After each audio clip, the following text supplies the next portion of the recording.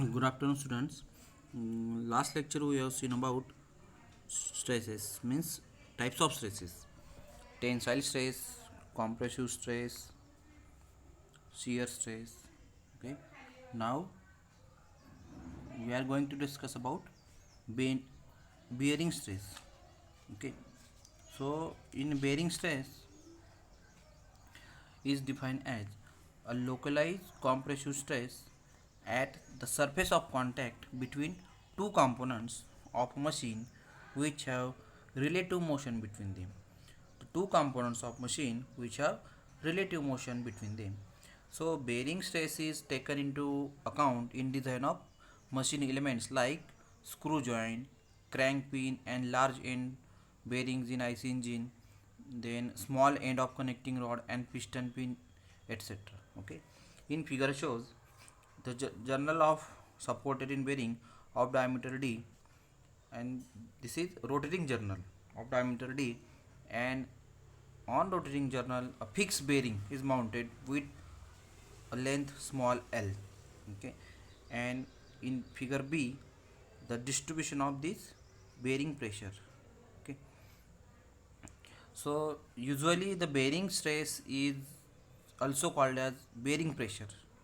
So it is denoted by PB.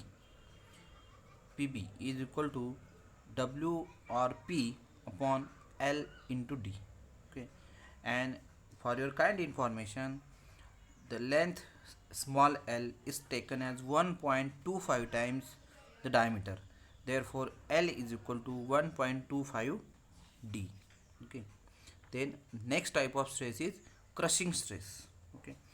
So the crushing stress is the reverse of bearing stress, that is a localized compressive stress induced at the surface of contact between two components of a machine which are relatively at rest. Okay. In bearing stress, the component is in motion, or in crushing stress the component is at relatively at rest. Okay.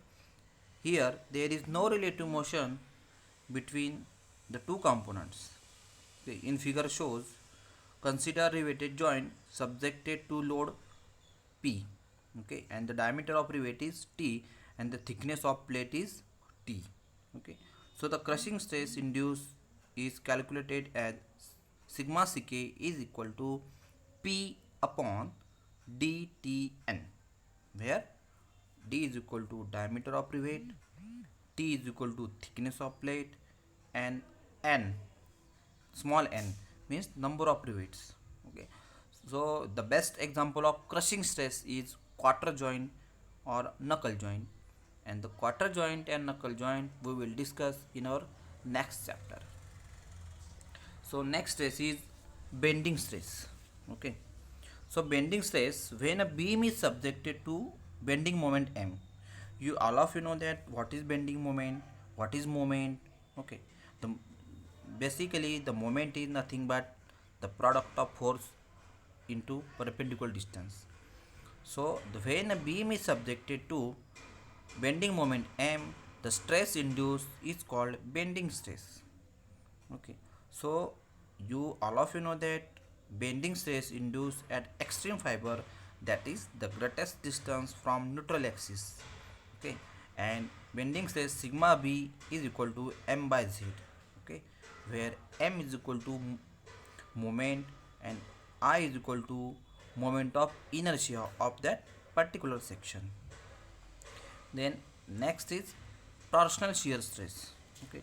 So torsional shear stress is defined as when a machine component is under the action of two equal and opposite couples, that is twisting moment or torque, then component is said to be in a torsion, and the stress induced due to this torsion is known as torsional shear stress. It is zero at neutral axis and maximum at outer fibers of machine component such as shaft subjected to the torque. In figure shows the shaft subjected to torque of diameter d. Okay, and the angle of twist is denoted by theta, and it is subjected to some torque, and the length of shaft is L. Okay.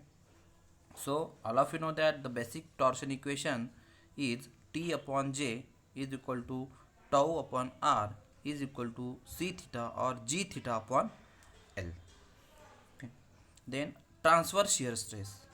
So transverse shear stress is defined as when a section is subjected to two equal and opposite forces acting tangentially, it may lead to shear of the section. In such case, the stress produced or induced in the section is called as transverse shear stress. So it is denoted by tau. So transverse shear stress tau is equal to P upon A. And unit is Newton per mm square. For a single shear, formula is P upon A, and for double shear, the formula is P upon 2A. And the last one is principal stress. Okay, in principal stress, all of you studied in second year. So the principal stress is defined as the magnitude of normal stress acting on principal plane. Okay, the magnitude of normal stress acting on principal plane is known as principal stress. Okay, and the principal plane is a plane on which only normal stresses act but no shear stress act. So in principal stress, there are two types of stresses: major principal stress and minor principal stress. So the best example of principal stress is a transmission shaft subjected to bending moment as well as twisting moment at the same time. Okay, when the shaft is rotated and due to the rotation of shaft, the bending moment is induced in the shaft as well as twisting moment is induced in the shaft at the same time is the best example of principal stress. Okay, students, if you have any doubt, please contact me. Okay, bye.